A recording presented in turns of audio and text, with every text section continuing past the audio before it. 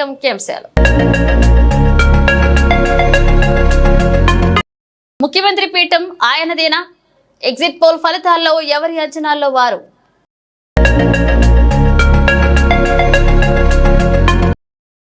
తంబాళ్లపల్లె విజేత ఎవరు? ఇరు పార్టీలో టెన్షన్.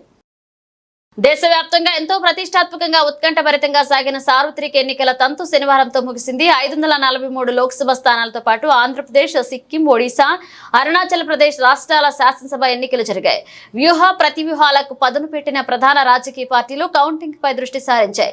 ఏపీలో 4వ విడతలో లోక్సభ, శాసనసభకు కలిసి ఒకేసారి మే 13న ఎన్నికలు ముగిసిన విషయం తెలిసిందే. ఇక అప్పటి నుంచి 7వ విడత పూర్తయ్యే వరకు స్తబ్దతగా ఉన్న ఏపీ వాసులకు ఒక్కసారిగా మళ్లీ ఎన్నికల ఫేవర్ పట్టుకుంది. శనివారం చివరి విడత ఎన్నికలు ముగిసి ఎగ్జిట్ పోల్ ఫలితాలు బయటకు రావడంతో ఇప్పుడు దృష్టంతా ఫలితాలపై మళ్లింది.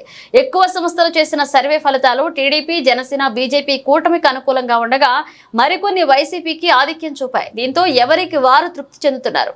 రెండోసారి జగన్ అధికారంలోకి వస్తారని వైసీపీ వర్గం అంటుండగా నారా చంద్రబాబు నాయుడు ముఖ్యమంత్రి కాబోతున్నారని ఆ పార్టీ వర్గాలు ధీమా వ్యక్తం చేస్తున్నాయి. కూటమి 100కు పైగా మెజారిటీ సాధించి అధికారంలోకి రాబోతుందని జూన్ 9న చంద్రబాబు ముఖ్యమంత్రిగా ప్రమాణ స్వీకారం చేయనున్నట్లుగా టీడీపీ శ్రేణులు ఉత్సాహంతో ఉన్నాయి. ఇక ఫలితాలకు ఒక్కరోజు మాత్రమే వ్యవధి ఉండగా అందరిలో ఉత్కంఠ నెలకొంది. తంబాళ్లపల్లెలో గెలిపేవరిది అనే ఆసక్తి అందరిలో నెలకొంది. ఎందుకంటే అన్నమయ్య జిల్లా తంబాళ్లపల్లె నియోజకవర్గంలో కూడా ఒక రకంగా పల్నాడు జిల్లా మాచర్ల నియోజకవర్గ పరిస్థితి. 2019కి పూర్వం ప్రశాంతమైన వాతావరణం కలిగిన తంబాళ్లపల్లెలో వైసీపీ అధికారంలోకి వచ్చాక ఆ పరిస్థితి మారిపోయింది. టీడీపీ శ్రేణులపై దాడులు, దౌర్జన్యాలు పెరిగిపోవడంతో ప్రజలు భయభ్రాంతులకు గురయ్యారు.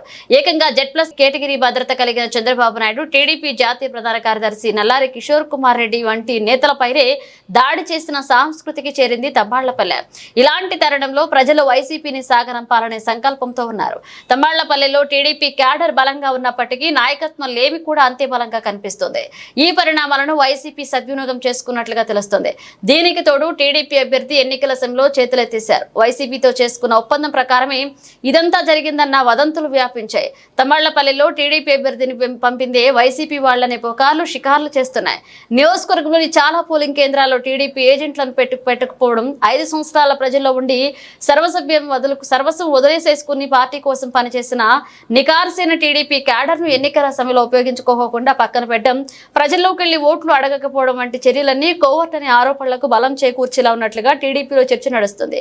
ఈ నేపథ్యంలో ఎవరికి ఓటేయాలో అర్థం కాక ఓటర్లు అయోమయానికి గురయ్యారు. వైసీపీ ప్రభుత్వంపై వ్యతిరేకతతో ఉన్న ప్రజల నుంచి టీడీపీకి సైలెంట్ ఓట్లు పడ్డాయనే అంచనాలు ఉన్నాయి. ఇలాంటి తరుణంలో అందరిలోనూ తంబాళ్లపల్లె ఫలితాలు ఎలా ఉండబోతున్నాయన్న టెన్షన్ మొదలైంది. బెట్టింగ్లు కూడా అందుకు తగ్గట్టుగానే జరుగుతున్నాయి. అభయ న్యూస్ ని సబ్స్క్రైబ్ చేసుకోండి, లైక్ చేయండి, కామెంట్ చేయడం మర్చిపోకండి. ఇవి ఇప్పుడు ఒక అప్డేట్స్, మరణ అప్డేట్స్ మళ్ళీ కలుద్దాం.